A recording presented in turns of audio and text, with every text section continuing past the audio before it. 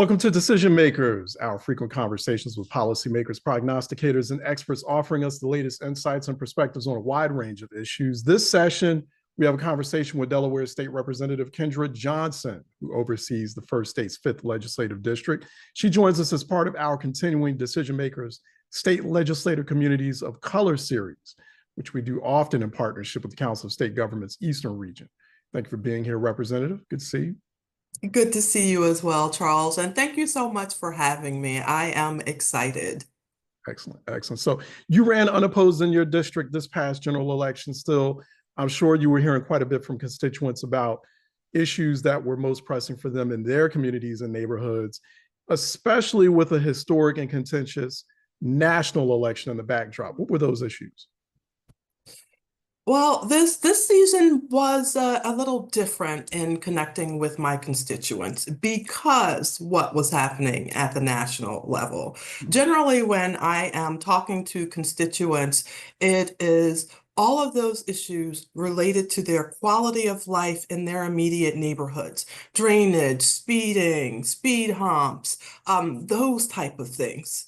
And for the first time, what I experienced is that while those things were still important, they did not hold the level of priority that they had in the past because of what was happening all around us.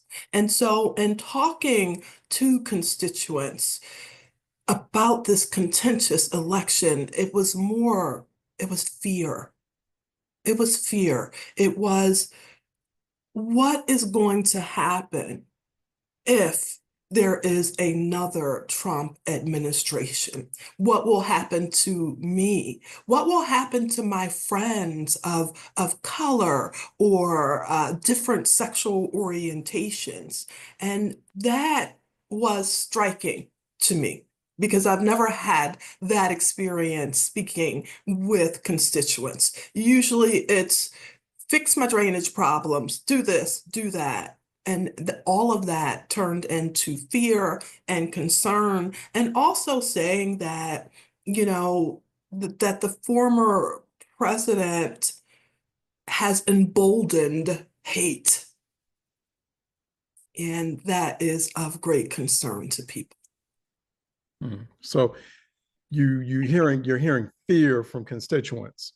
Yes. That's top of mind for them.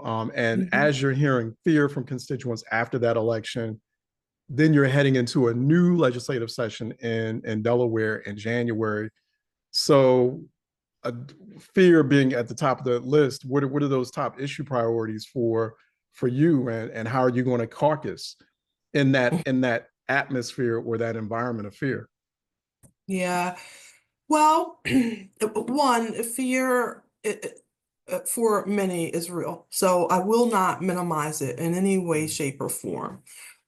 Here in the amazing state of Delaware, in the General Assembly, the Democrats, we have the majority in the House, and I believe we have a super majority in the Senate. And being the majority caucus will allow us to continue to operate in the manner in which we had in the past, and that we are here for the people to safeguard rights and protections, regardless of your race, your creed. We're not going to allow the fear at the federal level to penetrate us to the point that we cannot do the work for the people, because that's what we are here to do, the work for the people. I have to ask too, Representative, what tools does a legislature like yours? So you have a Democratic supermajority. You're going to be faced with a Republican administration in Washington that is perceived as hostile to some of the legislative intentions in a Democratic supermajority legislator such as yours. So you have constituents that are very anxious about what that new administration in DC looks like, what it has planned. What are some tools in your arsenal to provide a buffer against that? That is a really good question. Wow, off the top of my head, my first tool for all things and for guidance for myself is my faith. So Mm, I have to start with prayer and my faith. And then I'll begin to dig a little bit deeper to figure out what those other things are. But off the top of my head, I'm like, oh, wow. At this moment, I don't know, but I lean on my faith to guide me. mm, mm. And so with that disruption in DC factoring into that calculus, right? Hmm. Especially for Black lawmakers like yourself, and and you all are operating in this very politically blue state like Delaware. Um, what's the conversation going to be like? I mean, what's that adaptation? First, what's the adaptation to this new political climate going to be like? And then I'm real curious too, like what's the conversation going to be like with members on the other side of the aisle in Delaware? Because I'm sure they're going to be having conversations with their colleagues in Washington, D.C. and in other places too. Oh, if only I had a crystal ball. Yeah. So, what we know is that at the federal level, we can anticipate things that are going to be extremely uncomfortable. Mm-hmm. That's what we believe based on what we've seen. We don't know what those things are yet, Right. but should we be ready for them? Absolutely. I think that for the state of Delaware, as I said, our priority is to the people that we represent. And I believe that we're just going to continue to shore up any legislation that is needed to keep people safe. Mm-hmm. And that's really broad, right? Extremely broad. But for example, I will say, and we'll see how all this shakes out. And 6, 8 years ago, um, our Constitution was codified as it relates to abortion. Mm-hmm. And so while all of the crazy things that have been, and unfortunate, honestly, unfortunate things that have been happening in other states as it relates to women's reproductive rights, that wasn't anything that Delawareans had to worry about. And so I believe that even though that was codified way before Roe versus Wade was overturned, it is going to take that type of forward thinking for all issues to keep people safe. Do I know what those things are at the moment? I do not. But Mm-hmm. do I know that we have to be ready? Absolutely. Mm-hmm. So Delaware also now uh, creating a bit of history with its first Black woman House Speaker, if I have it correct. And what will that mean in terms of how Black legislators leverage their clout and prioritize underserved community needs, particularly Black community needs in Delaware? Another good question. Um, One, extremely proud of Representative Minor Brown, or shall I say, Madam-elect Speaker, Representative Minor Brown, extremely proud. Um, what can we expect? I'm trying. So, okay, I'm trying to frame this. This is historic, without a doubt. We all know that. But what I will also share is that as a body, the Delaware Legislative Black Caucus has been working extremely hard since 2020 around those issues related to Black and Brown communities. So I imagine that since as a Black caucus, we have already taken a stand and said that, these things are important to us, that more of that will come. So, for example, when it's 2020, in 2020, really tough year, um, the Black caucus, we created what was called our Justice for All agenda. And the Justice for All agenda was a series of legislative priorities that addressed systematic racial injustice, police brutality, health and wellness, all of those things on the heels of George Floyd, that awful thing. And so from that moment on, and from our Justice for All agenda, the Delaware Legislative Black Caucus has made remarkable strides, and that's been amazing. And we have had the support of our colleagues here in the Delaware legislature to pass, oh my goodness, probably all of those reforms. I have to go back and check, but I believe all of them. So for example, one thing that was passed is body worn cameras, recording of custodial interrogations.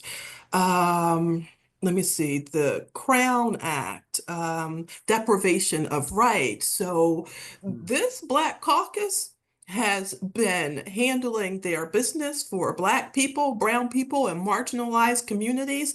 I think, if anything, definitely going to keep it going, but maybe it'll be even more powerful. But as I sit here right now, Delaware Legislative Black Caucus is pretty darn powerful as it is.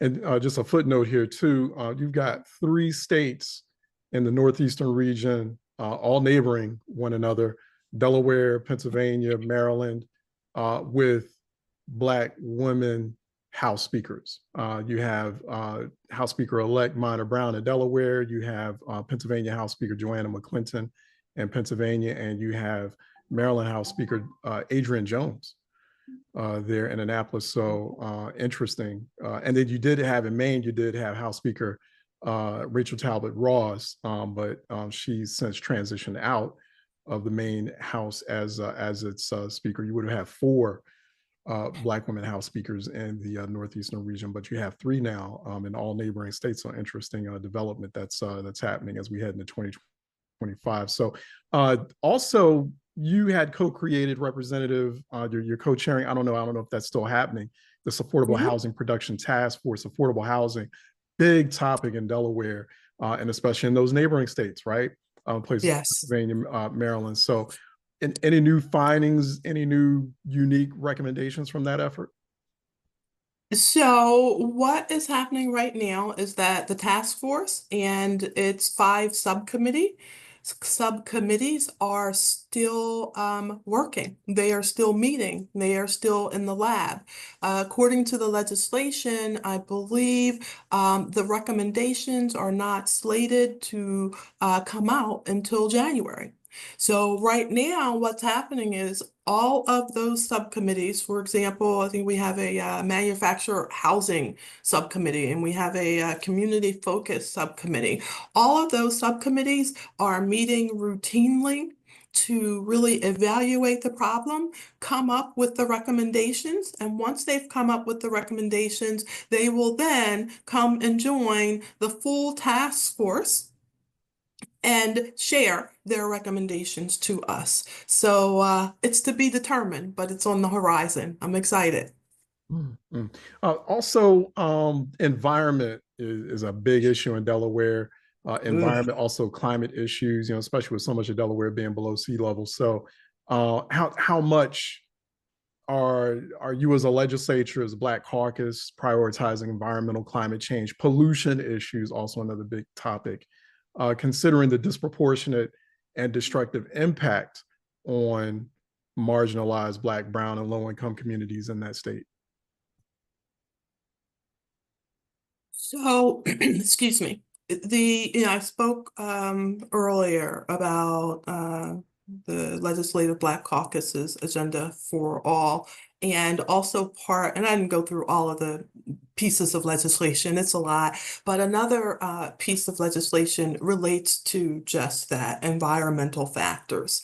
And it has gone through multiple names. It started off as cumulative impacts, right? And so looking at the cumulative impacts of those environmental factors and how they impact communities. I have actually been working on the bill for the last 3 years. So it started off as cumulative impacts. I think it's now called the People's Anti-Pollution Bill. Mm. And my plan and desire is to reintroduce the bill in the upcoming General Assembly, because I believe, and many of us believe, that industries and people, we need each other, we can coexist.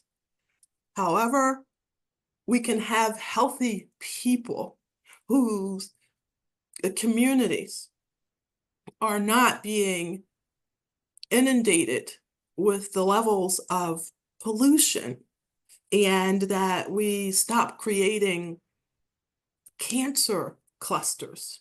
I believe that we now know better, and since we now know better, we ought to do better. 50 years ago, it was the norm to have industry, possibly within walking distance of your home. Prime example, I am originally from Chester, Pennsylvania. Growing up, I lived at Front and Parker. Maybe a 5-minute walk from my home which was called then Scott Paper Company. It's now Kimberly-Clark. Throughout all of these communities, you had those industries. But back then, we didn't know the health problems that would occur as a result. But now we know better, so we need to do better. And those type of industries need to be better stewards to the entire environment, but definitely to the communities and the people who live there. So it's been on our radar. I've been working on it for the last 3 years at least. And hoping that this session, we get it over. Right.